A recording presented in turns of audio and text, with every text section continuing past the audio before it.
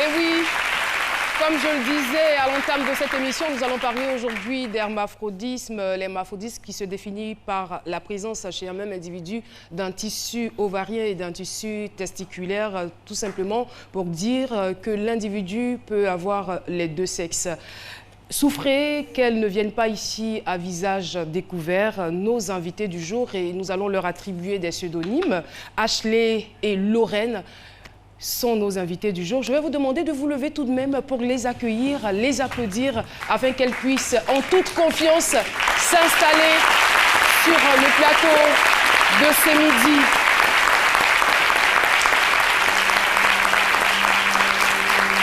Attention, attention. Docteur Philo, on vous aide à vous installer.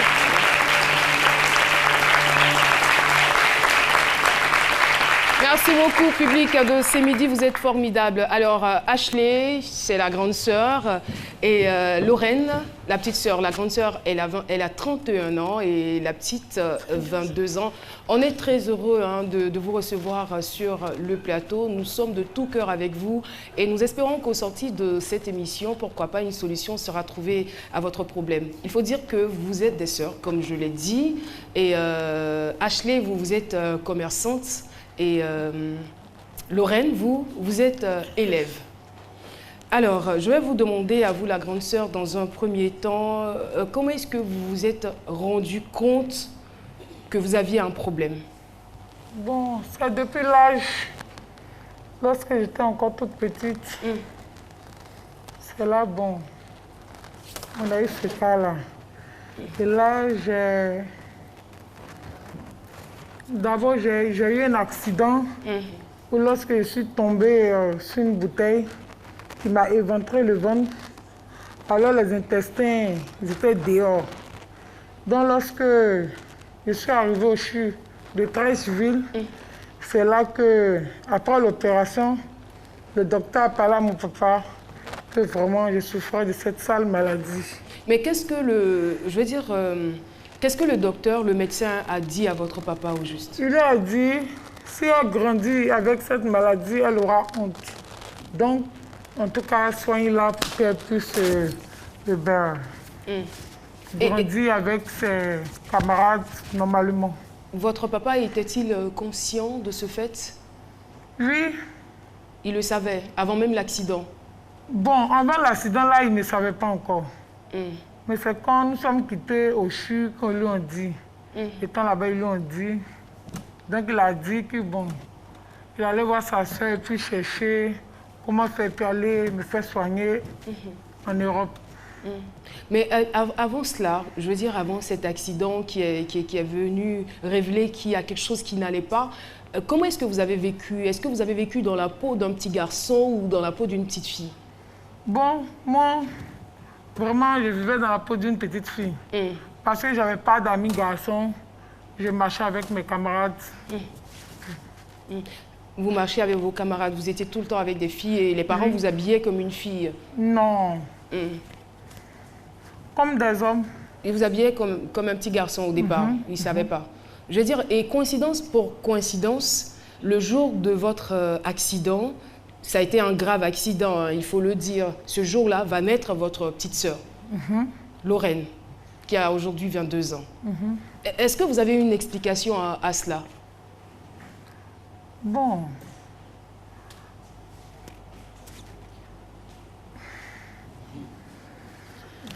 Pas d'explication? Non. Mais en même temps, je veux dire, la grossesse a été un peu provoquée par ce que vous avez eu, puisque votre maman... Le choc. C'est ça?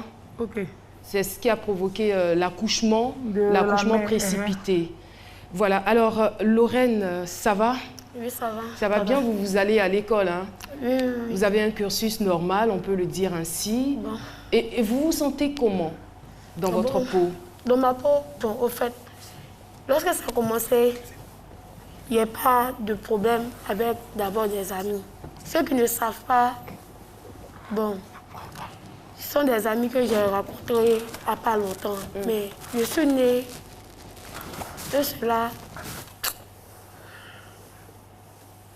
On va l'encourager, hein? On va l'encourager. Elle est émue.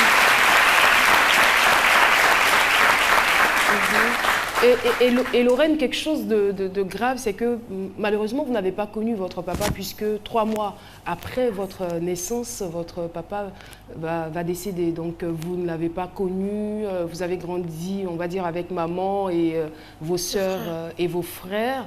Est-ce que vos amis d'enfance étaient-ils conscients que vous aviez un problème?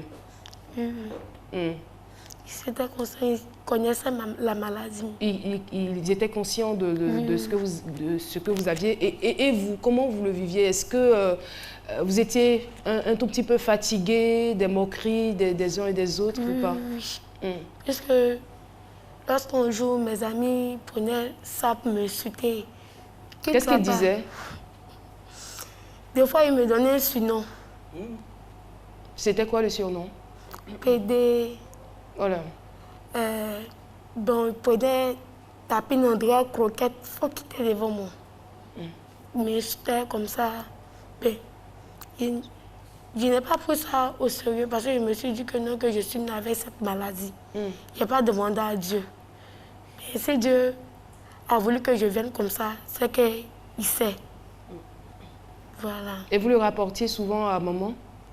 Oui, deux fois. Elle me dit de ne pas les écouter. Que la vie là, c'est fini ici. Que je n'ai pas resté comme ça pendant longtemps. Que Dieu au contrôle. Elle me disait toujours ça. En tout cas.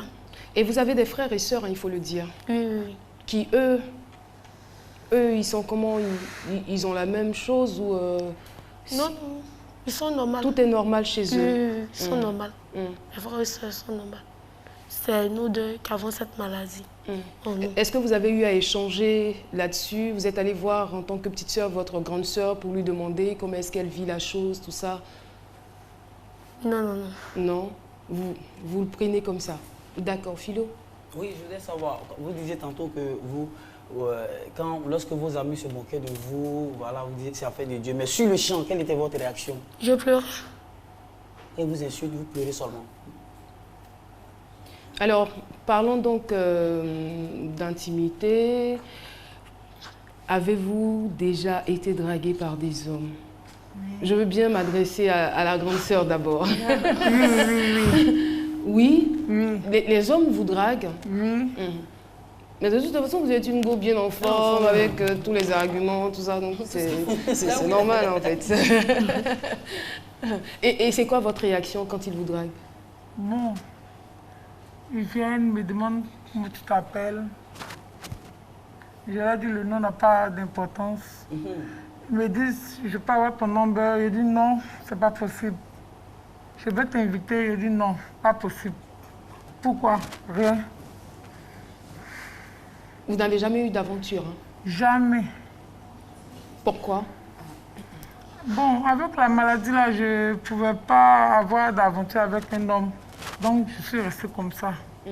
Mais avez-vous quand même des sentiments par moment? Oui. Ça arrivait que, bon, j'aimais au moins 2 personnes. Mais bon, de toutes les façons, rien n'allait se passer. Donc, j'ai laissé le problème comme ça. Ce que je voulais dire, en fait, moi, foncièrement, ça me dérange quand vous appelez ça une maladie. Parce que malheureusement, c'est peut-être méconnu, mais ce n'est pas une maladie. L'hémaphrodisme, c'est une anomalie qui se règle. Et moi, la question que je veux poser, lorsqu'on est en face d'une personne qui souffre, je veux dire, de cette anomalie-là, vous avez un côté, alors, parce que vous possédez les 2 sexes normalement, vous avez un sexe qui est plus développé que l'autre. Donc, la personne aura tendance à être, alors si c'est le sexe masculin, la personne aura tendance à avoir alors physiquement, de ressembler à un homme, en ayant toutefois le sexe féminin présent. Dans votre cas, et je vais m'adresser à l'aîné, est-ce que c'est plus le sexe masculin ou féminin qui est... C'est le sexe féminin. Féminin. D'accord. Et moi, je veux savoir, parce que vous avez dit tout à l'heure, vos amis se moquaient de vous, mais comment ils ont fait pour le savoir? Bon, par exemple, quand on était petits, on jouait ensemble sur la pluie, deux fois, donc... Vous l'aviez nu sous la pluie. Ce qui veut dire qu'au début, pour vous, ça ne vous paraissait pas anormal. Mais je veux savoir, la grande sœur, quand vous dites que vous avez été tenté, vous avez tenté peut-être une aventure avec deux personnes différentes, Vous avez aimé deux personnes, vous l'avez dit. Voilà. Voilà. Est-ce que vous ne vous êtes pas dit à un moment donné, bon, est-ce que ne pas me confier à l'un ou l'autre, puis voilà, rester dans cette intimité-là quand même? Il y avait un que, bon, j'étais prête à me confier à lui, mais celui-ci n'avait pas la tête sur les épaules, donc j'ai préféré le laisser comme ça. Alors, Lorraine, vous avez eu, on va dire, une aventure, hein? C'est ça? Oui. Vous étiez amoureuse. Et vous étiez sur le point d'accepter. Allez-y, je vous écoute, hein, c'est votre histoire. Dites-nous, expliquez-nous un peu comment ça s'est passé. D'année, il a rentré scolaire. Voilà, c'est là, lorsqu'il est venu vers moi, il lui a dit, bon, je lui ai donné mon numéro. Il dit, on s'appelle. Il dit, ok. Comme l'école venait de s'arrêter, on n'allait plus se voir. Puisque vous vous habillez comment pour aller à l'école? On s'habille en pantalon Ah, bleu blanc. Ok. Les filles comme les garçons. Vous êtes dans pantalon. une grande école, hein, on ne va pas aller plus loin. Donc, c'est comme ça qu'on a commencé. Donc, arrivé à un certain moment, on s'appelait, deux fois même, on s'écrivait les textos. Arrivé à un certain moment, il m'appelait. Moi, je suis curieuse de savoir ce que vous vous disiez dans les textos. C'était quoi? Bébé, je t'aime, tu sais, j'arrive pas à dormir. Ah, si les parents savaient, au lieu de bosser les cours. C'est comme ça, N'est-ce pas? Ça a débuté. C'est comme ça que ça a débuté. Oui, oui. Et puis, arrivé un moment, il ne décrochait plus ses appels. Il avait mis sur le Qu'est-ce qui s'est noir. passé pour que vous arrêtiez de décrocher ces appels? Au fait, lorsque j'ai mis la maladie dans ma tête, je disais que c'est inutile de faire ça parce que rien n'allait arriver. Donc j'ai arrêté en même temps. Mais vous savez, en même temps, il faut qu'on puisse parler aux jeunes. Vous savez, on peut entretenir des relations sans forcément passer par le sexe. Normalement, bon, on me trouvera peut-être vieux jeu, mais le sexe est après le mariage. Mais quand on est jeune, on peut être ensemble, on peut aller manger ensemble, on peut parler, on peut échanger. Bon, et puis se concentrer sur les études, quoi. Franchement, bon. J'espère que vous ne me voyez pas comme un extraterrestre. N'est-ce pas? Mais vous avez quand même décidé d'arrêter, c'est-à-dire de ne plus le voir. Et vous ne vous êtes pas dit non, il va se sentir mal, puisqu'il avait déjà des sentiments qu'il éprouvait pour vous. Non. Vous n'avez pas pensé à ce qu'il allait ressentir? Non, non, non. Il n'a pas ressenti cela. Et lui, est-ce qu'il a cherché à savoir pourquoi cette distance entre vous? En fait, on ne s'appelait plus. C'est resté comme ça. Vous l'avez blessé? Voilà, vous ne pouvez même pas imaginer à quel point. Sans explication en plus que vous-même. Mais soyons plus sérieux. Je veux dire que à votre niveau, c'est aussi le sexe féminin qui est développé. C'est bien cela. Il y a des orifices. On ne va pas rentrer dans tous les détails, mais on veut savoir. Moi, je n'ai pas pu aller faire les examens. Pardon? Moi, je n'ai pas pu aller faire les examens. Parce que, bon, elle avait dit... C'est elle, hein? C'est vrai, donc les parents ont forcément cherché de l'aide. Vous êtes allé où exactement? Dites-moi. Je suis passée d'abord par le HMA, parce que j'ai le grand frère de ma maman qui était encore habillé bon. Pourtant, voilà, donc, après ça, il a décidé de se retirer. Mais concrètement, qu'est-ce que les médecins ont dit? Est-ce qu'ici, en Côte d'Ivoire, c'est possible? Lui, bon, il a dit l'opération est possible.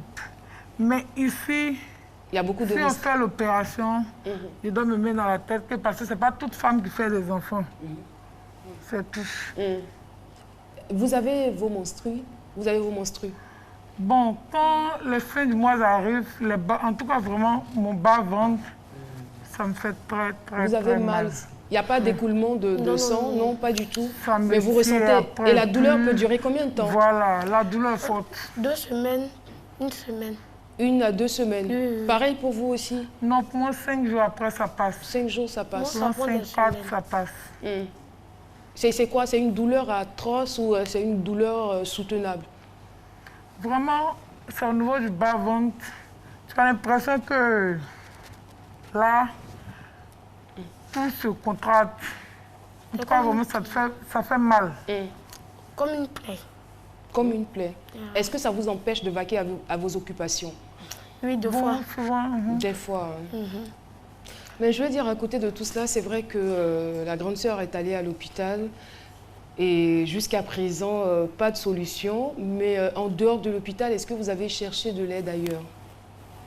Bon, là-bas, ils m'ont dit que l'opération peut se faire, mais ils ont demandé une somme. Une certaine somme. Une certaine somme. Excusez. Bon, j'ai commencé à chercher, demander, voir les parents. Bon, certaines personnes me disaient, j'ai pas d'argent. Mais ça va aller, nous on est sûr qu'il y a quelque chose qui va se faire. Mais justement, ce que je demandais, c'est que c'est vrai, vous êtes allé à l'hôpital, mais forcément, je ne sais pas, peut-être vous avez eu recours à autre chose pour avoir des solutions. Non, je n'ai même pas cherché à me casser la tête parce que j'ai commencé à contacter ceux qui étaient à côté. Comme bon, ça n'allait pas. Parce que mon oncle, qui m'a remis à son ami, qu'on a bien pouvoir me prendre en charge, il m'a dit vraiment que ça ne va pas.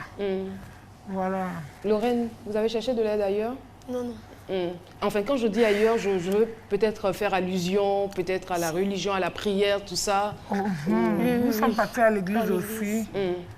Bon, quand il y avait les camps de prière, on dit, bon, il y a un pasteur qui vient ici, qui fait des miracles, on partait voir, bon. Mais vous n'êtes pas découragé, j'espère? Non, non, non. La foi, c'est aussi la persévérance. Hein. Voilà.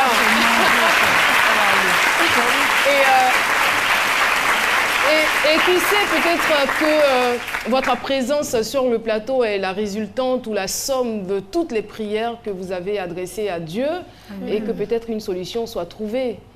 N'est-ce pas? Oui. Moi, j'ai foi. Je ne sais pas pour vous, mais moi, j'ai foi. Je crois que quelque chose sera fait. Ce n'est pas une maladie, comme Jessica l'a dit. C'est une anomalie qui va forcément trouver une solution. Il faut y croire. Et je loue quand même votre courage. Merci beaucoup d'être venu nous faire partager cette expérience. C'est vrai que le visage est masqué, mais le plus important, c'est l'histoire. L'histoire que peut-être beaucoup d'autres personnes qui ne peuvent pas venir ici sur le plateau vivent au quotidien. Et voilà, donc on est venu leur dire aujourd'hui qu'il y a une solution, il y a la chirurgie qui est là, la science est aujourd'hui bien développée. Donc vous aurez forcément soit on va dire une solution du côté de la science ou peut-être une solution divine, qui le sait. Merci infiniment. Vous n'êtes pas seul. Voilà. Sachez qu'il y a beaucoup de personnes qui vivent qui vivent cette anomalie, vous n'êtes pas seul. Essayez, je ne sais pas, de vous rapprocher de ces personnes-là qui vivent, parce que je pense que quand on est dans ces situations, ensemble, on est beaucoup plus fort, surtout. C'est cela. Et pendant l'échange avec vous m'avez dit que vous étiez triste, très souvent triste. Moi, je vous dirais tout simplement, ne soyez plus triste. Il y a tellement de raisons d'être en joie. Le simple fait de vous réveiller le matin, de respirer, d'avoir une famille, d'avoir des amis, c'est déjà des raisons de se réjouir. Le fait d'être en vie, c'est le cadeau le plus précieux. Donc voilà, que ça change. Et merci beaucoup, hein. Merci infiniment d'être passé sur notre plateau. Et voilà, c'est donc la fin de cette première partie. Je sais, c'est beaucoup d'émotions dans les salons et puis dans les restaurants, parce qu'en ce moment, il y a beaucoup de personnes au restaurant. Mais bon, le plus important, c'est qu'on a échangé, on a appris quelque chose de nos invités. Et voilà, des solutions seront trouvées. Bref, c'est la fin de la première partie. Peut-être qu'on aura un invité surprise, qui le sait. Mais tout compte fait, je peux vous garantir qu'on aura des chroniques dans la deuxième partie. Pub, et puis on se retrouve.